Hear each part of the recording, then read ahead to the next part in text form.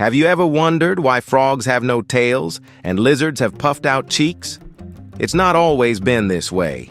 Long ago, in the heart of Uganda, frogs had tails, and lizards didn't have those puffy cheeks. But something happened between a frog and a lizard that changed everything. And it all started with a simple invitation to a feast. The frog and the lizard were once good friends, each living in their own little corner of the world. The frog on a peaceful island in the middle of a pond, and the lizard high up in a cedar tree. They had their differences, of course, but they were companions nonetheless. The lizard often invited the frog to come visit him, but each time the frog could only look longingly at the tall tree and the branches above. How could I possibly climb it? He'd wonder, knowing his feet were designed for swimming, not for climbing. Then one day the lizard had a feast, and he called for his friend to join him. "Don't worry about the tree," he said with a grin. "I'll help you up." The lizard tied a rope to the frog's tail and began to climb. But as the frog tried to climb after him, the lizard tugged too hard, and with a snap, the frog's tail came off, sending him plummeting to the ground with a thud. The frog lay there, stunned and hurt, his tail lost in the branches above. Frustrated and deeply angry, the frog swam back to his island, the pain of the betrayal stinging in his heart.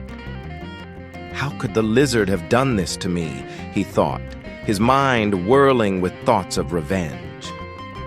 Meanwhile, high up in the tree, the lizard laughed, a deep belly laugh that echoed through the forest.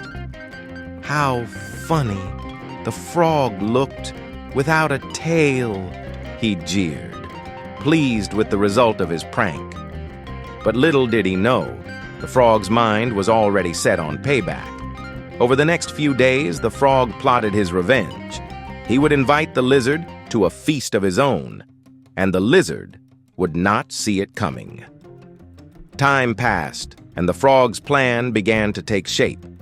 He sent word to the lizard that he was hosting a grand feast, and that he would love for him to attend. The lizard, thinking that the frog had forgotten about their past quarrel, eagerly accepted the invitation. The frog must have forgiven me, he thought, feeling proud of himself for mending their friendship. But he didn't realize that things weren't quite so settled. When the lizard arrived at the pond, he was surprised to see that there was no way to reach the island. He couldn't swim like the frog could. "How do I get over there?" the lizard asked, his mind racing for a solution. "Never mind," said the frog with a sly smile. "I'll pull you over. I'll tie a rope around your neck and swim while you hold on." The lizard, not realizing the danger, agreed. So the frog tied a rope around the lizard's neck and began swimming. But the water grew colder, and the deeper they went, the more anxious the lizard became. He felt himself becoming panicked. "This water is too deep for me. I can't swim this far." Despite his fear, the frog pulled harder and harder, forcing the lizard further into the water. "What if I drown?" the lizard thought, his breath coming in short gasps.